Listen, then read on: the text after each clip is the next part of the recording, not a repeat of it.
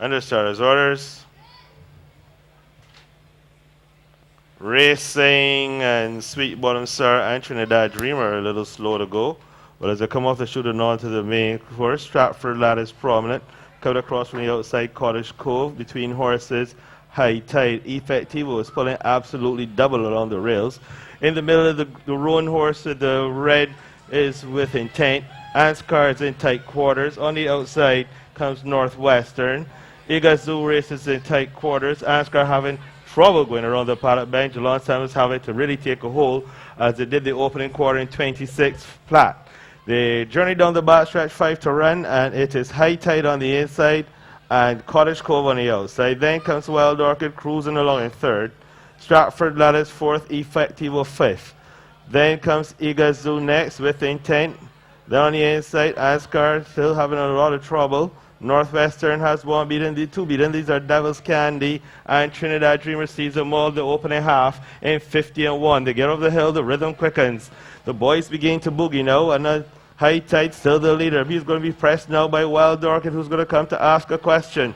There's a length and a half break now to Cottage Cove, who's fall away. Stratford Lad has begun his run. Igazoo staying on at one pace. As they come inside the quarter pole, it is High Tide who turns home under a left-hand drive. Bino sets this one down a light. On the outside, here's Wild Orchid under a right-hand drive. Stratford Lad closing with every stride. Inside the funnel for long to come. It is High Tide in between horses. Here comes Stratford Lad, white on the outside. It is Wild Orchid at the where. Three of them hit the line, but I believe that High Tide held on very close for second between Stratford Lad and Wild Orchid. Igazoo ran on to be fourth, and the last one home, it seems to be a very distressed Effectivo. In a moment, the unofficial results.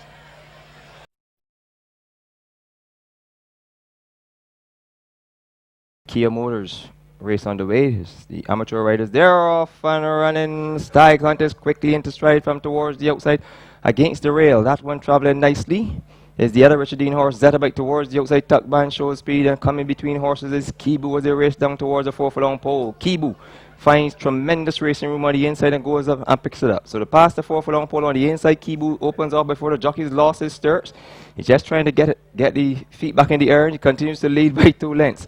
Followed in second position by Stag Hunter. The jockey crouched very, very low. In third position comes Tuckband. And Jack Daniels trying to get into it.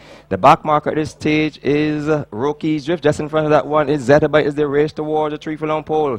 And it continues to be Kibu in front. Rightless at the moment. The jockey without the stirrups, they race towards the 2-furlong pole. And Kibu is still clear by 4. They're making heavy weather of it. Stag Hunter trying desperately. Another 4 lengths back to in second position. That one is Zetabite coming to run down on the rear to turn 4. Man, it is all Kibu by 4. The jockey without the stirrups. Stag Hunter going on at one pace. Wide on the outside. That one trying desperately is Rocky's Drift. But Kibu is going pillar to post. He's clear by 3 lengths. They're coming to this about 75 meters, 50 meters from the wire. Kibu is going to report home a fantastic performance without the stirrups. Kibu wins it from in second position after the saddle slip.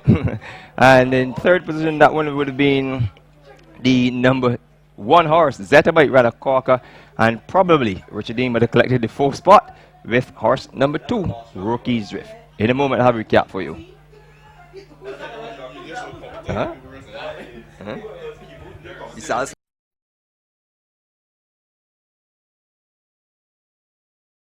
So they're all in line.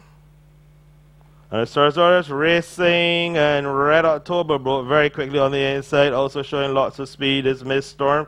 Danny Crane coming across from the outside, joins the fray early. Jazz Band races next, then Late Bid.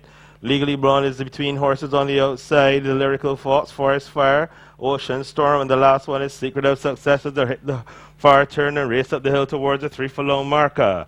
And the leader on the inside is Red October, and on the outside, Danny Crane. These two dispute it.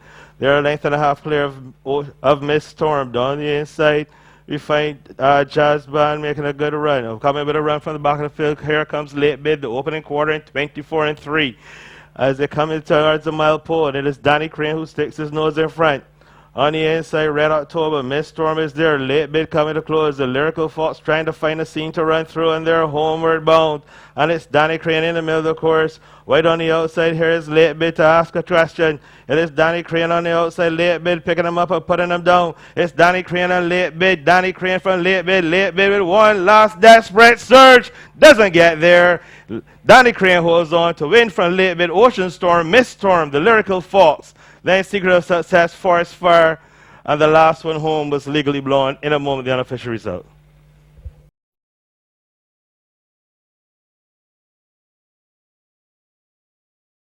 Gates are open from the inside. Verizon is quickly into stride. Johnny Sad Boys joins the issue on the outside.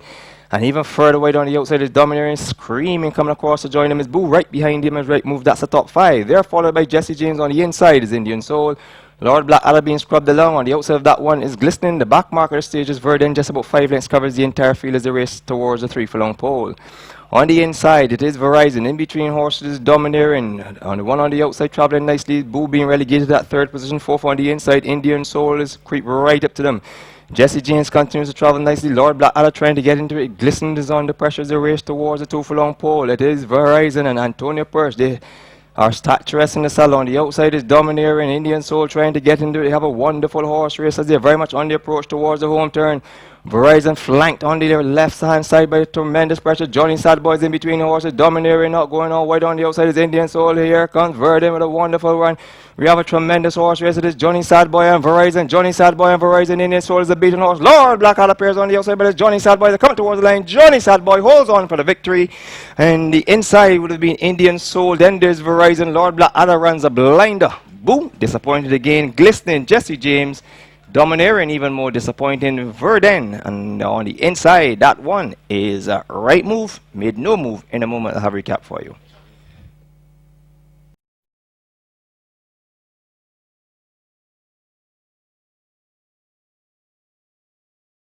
Racing Shared Adventure broke smartly as usual. He goes straight to the lead. There's already a little daylight between him and Ranaki Ride. On the inside, Vitality's 3rd per class is under the pump, as is AP Vincero. They sprint down the back stretch, and it's Shared Adventure in front by 2 lengths. On the outside, going up in second is Ranaki Run. On the inside is Vitality.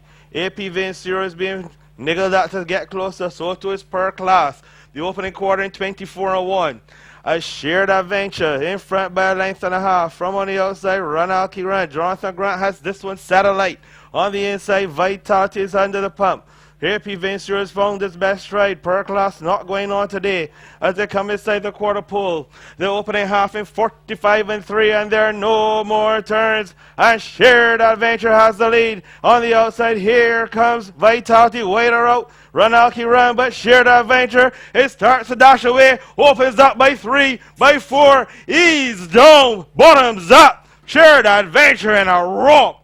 Vitality second, a foot of a third between AP Vincero and Per Class. The last one home was Ranaki Run, and they came home in 103-4. In a moment, the unofficial results.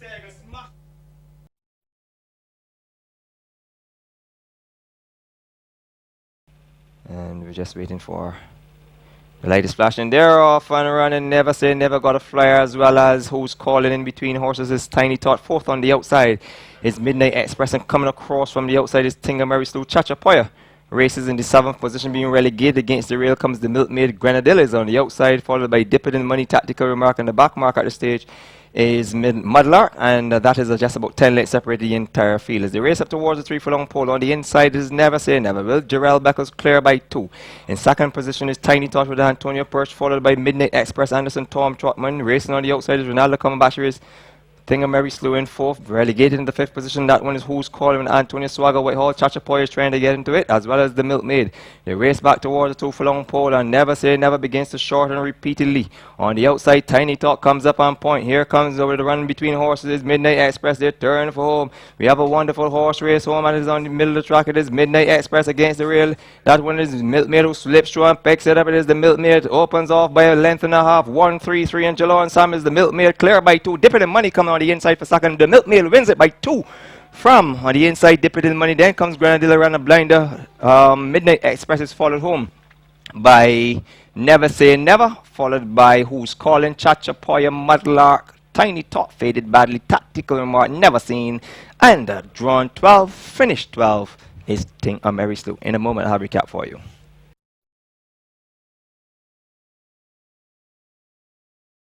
Patience. And their starters orders and their racing and midnight touch breaks absolutely horribly. Little spots to feel about 11 or 12 lengths, but as they come off the chute and onto the main course, Wildfire and Rashawn Latchman dispute the lead with on the inside Rock Forever, and on the outside Run for Your Money. These three hook up on the front end. There's a break of a length and a half before we find Fusaichi Ridge. On the inside is In Danger. Zaltar is next. Kapir, then King Dora, and Midnight Touch is behind by about 6 or 7 lengths. As they race past the 5 furlong marker, the opening quarter in 25 flat. It is Rock Forever on the inside, and on the outside Run for Your Money. Wildfire is dropped a bit to be third, then on the inside is In Danger. Fusaichi Ridge is next, one up on the outside. Then on the outside of that one going up is Zaltar. Then on the inside King Doris makes good progress. Kapir In Danger falls away rather rapidly. Midnight Touch still needs to find another 5. The opening half in 49 and 1. They get over the hill, the rhythm just picking up a little bit. And it is now Run for Money who puts the head in front. On the inside, Rock Forever will not go away. King Doris running a good race. Between horses, here's Fusaichi Rage. On the inside, Kapir all dressed up but needs an invitation to join the party. As they're homeward bound, it is Rock Forever in the middle of the course. On the outside, here comes King Dora. Right on the outside, Kapir close aid. One looking for Scene to run through his Fusaichi Ridge. But inside the final furlong to come. And it's King Dora trying to hold on. On the inside, Fusaichi Ridge with a last desperate surge. As well as In Danger. 3 horse, 4 of a first. On the inside was Fusaichi Ridge. Between horses was King Dora. On the outside came In Danger with a grand run. Kapir was there as well. The last one home was Midnight Touch in a moment the unofficial result.